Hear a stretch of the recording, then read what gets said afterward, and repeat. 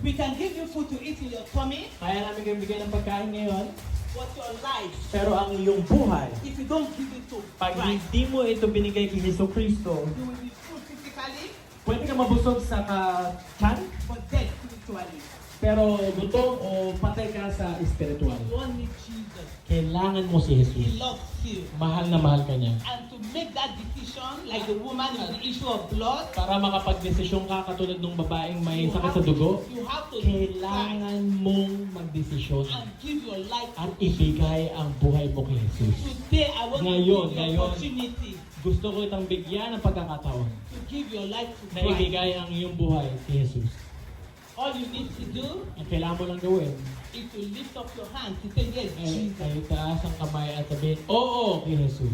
You still be you, Ikaw, mananatili, ikaw pa rin, pero makikita mo yung pagkakaiba. and God will do something in your life. May gagawin ang Diyos sa buhay mo. And the door, those things you are crying for, At yung mga iniiyak mo sa buhay mo, you will get the answers for them matatagpuan mo ang sagot in the name of sa Jesus. pangalan ni So Jesus. right now, So ngayon, I want to invite you. gusto ko pong mag-imbita.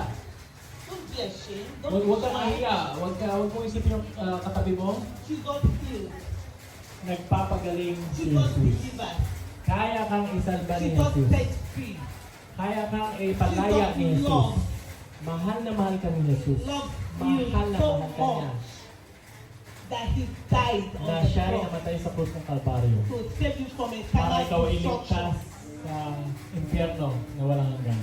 So I invite you. Kaya iniimbita kita That ngayon this Jesus I'm talking about. na itong Jesus na pinag-usapan natin, kailangan mo lang itaas ang iyong And kamay. say, yes, Jesus, At sabihin mo, Jesus, I want you to help me. gusto ko pong tulungan niyo I ako want to ngayon. give my life to you. Gusto kong ibigay ang I aking buhay want sa to inyo be ngayon. my Lord. Gusto kong kayo ang aking maging Panginoon. Ang aking tagapagligtas. Deliver me. Ipalaya niyo ako. Heal me. Ipagaling niyo ako. I want to find my purpose in you. Siya na mapaharap ko ang aking purpose sa inyo. Sa pangalan ni Jesus. If you make that decision, Pag kayo makapag-desisyon, can you step out, please? gusto ko, yun ang desisyon mo ngayon, humakbang ka ng isang hakbang sa kinaroroonan mo. Pray for you. At kami mananalangin